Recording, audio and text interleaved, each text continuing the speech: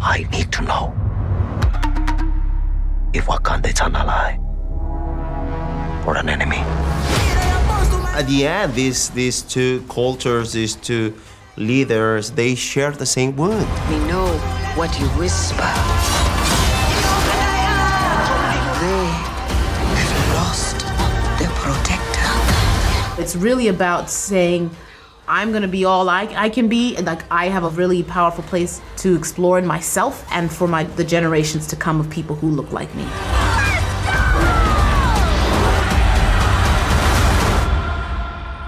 Show them who we are. I denne uge kan vi endelig rejse tilbage til Wakanda. Og i Black Panther, Wakanda Forever, er den afrikanske nation mærkbart præget af sin leders død, kong T'Challa, også kendt som Black Panther. I am queen of the most powerful nation in the world, and my entire family is gone. Have I not given everything? Og Ryan Cooglers film er i den grad også præget af Chadwick Bosemans bortgang. Den karismatiske skuespiller, som spillede Black Panther i flere Marvel-film, op til sin tragiske og alt for tidlige død af kræft i 2020. For mens T'Challas familie og nation sørger over deres konge, søn, bror, så kommer Wakanda pludselig på kollisionskurs med mutanten Namor og hans stærke undervandshær. Without the Black Panther, Wakanda will fall.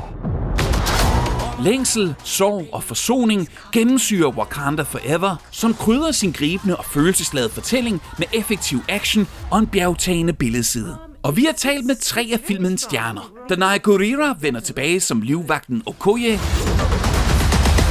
mens Dominique Thorne dukker op som den unge opfinder Riri Williams, også kendt som superhelten Ironheart, der snart får sin helt egen Marvel-serie på Disney+.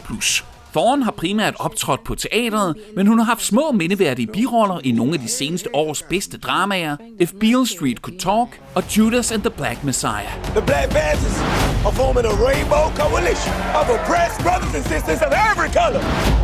Og Gurira er nok bedst kendt for rollen som den slagkraftige heltinde Michonne fra zombie-serien The Walking Dead.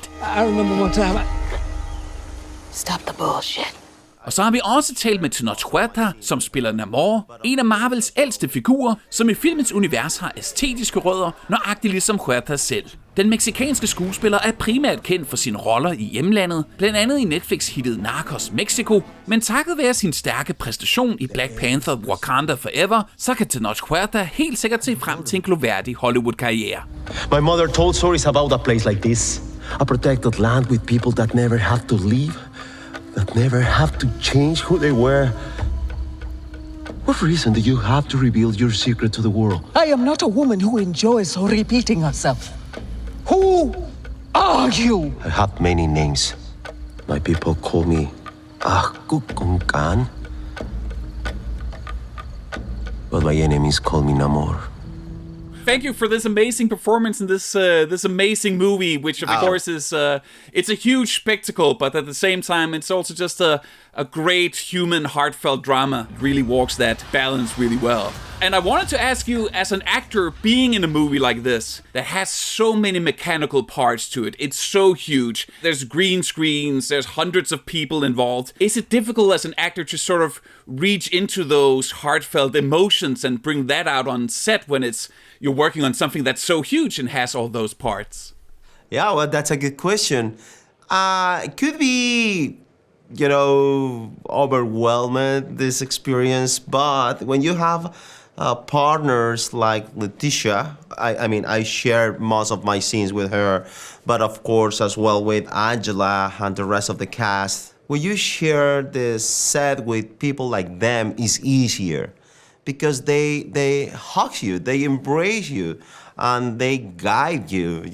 English is not my first language, but Letitia, when we were making these beautiful scenes together and I made mistakes, so it was a matter of pronunciation or the rhythm or whatever, she was just looking at my eyes and saying, okay, it's okay, let's do it all over again.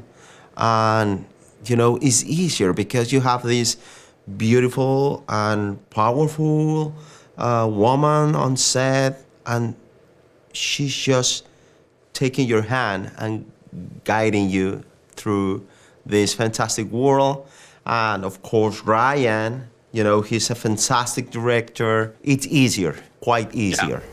Honestly, I think there's something therapeutic about this craft, or at least something that can be very therapeutic if the story that you're telling, and I think the powers that be that are in charge of shaping that story are coming from a place of genuine care, concern, truth-telling, which I think that these storytellers, or I know that these storytellers are.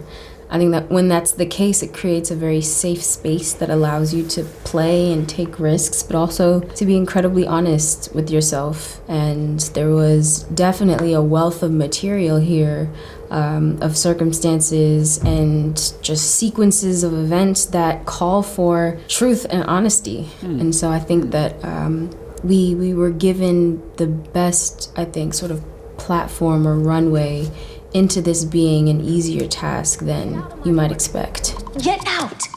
Hey, I'm warning you, do not take another step toward me. See how they teach the children to treat their guests. You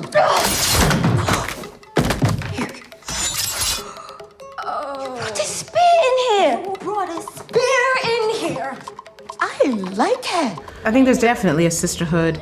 We have, we're there for each other if needed. We're supportive. We have fun. We crack up together. We check in. We care for each other. And that's what's really great is that there's actually a true organic sisterly feeling amongst us, and I think that makes the work even more enjoyable. I like them better. Our foremothers gave us this spear because it is precise, elegant, and deadly. It will not change under my watch. Yes, General. I told you not to bring them. I have to say that the scenes with you and Letitia are my favorite part of the film, because that really feels like the heartbeat of the movie. That's where the themes of loss and leadership and the themes of communication between cultures and understanding between cultures and communities, that's where that really comes through. That's a poignant message to come with always, but especially now, understanding and communication and trying to establish connection. What do you hope yourself that people take with them from this film? Yeah, well, at the end, these two cultures, these two leaders, they share the same wound. They went through hard times. There is a strong reason why they come from higher nations. They have to be high to protect who they are, to protect the kingdom, to protect their people. So they share even the grief, but they express the grief in different ways. They take a different path to deal with the pain and the sorrow, which is fantastic. Of course, Namor is around 500 years old, so he gonna take different decisions. He gonna choose another way, but at the end, they are trying to solve and to do something useful and good with this grief, because this kind of, I'm gonna say bad feelings, but I don't think they are bad. They always happen in your life, so you should decide what to do with that. Tenoch, I'd also like to hear for you as an actor in a movie like this that's so respectful about old Aztec culture and stories, and you using one of the Mayan languages. I mean, that must have made it a special pride and joy to be part of this as well. Yeah. Well, it's based in Mesoamerican cultures, especially Mayan, because Aztec is so far, but yeah, this background is fantastic, and I think it goes really well with this character, especially in these times. We have this company, we have all this franchise behind, and they are making this big effort and giving the example for all around the world, for everybody. So I love it, and it's wonderful to be part of this kind of movement.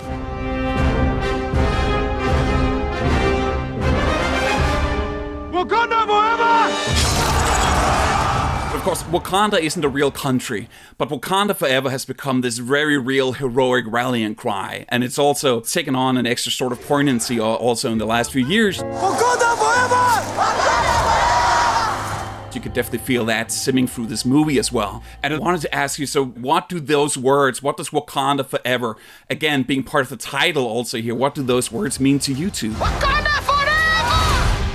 I mean, Ryan was talking about this the other day, and I totally agree. There's something about like that term and the way that it was infused into the zeitgeist in a very interesting way in the last movie that I think has to do with the fact that it's a people that you would genuinely see in a very different type of situation or experience. Like the idea of an African nation, very immediate stereotypes come to people's minds, and which are often hyper stereotypical and not at all fully dimensional. And so I think that there's something that Wakanda represents that makes people feel more seen, that makes people feel more fully seen in terms of seeing African Black characters on the screen at all, but also seeing them in positions of power and in positions of being an advanced nation. And there's tons of amazing, things being done on the continent, and, a lot of technological ingenuity and things like that don't get acknowledged. And so I think that there's something about saying that,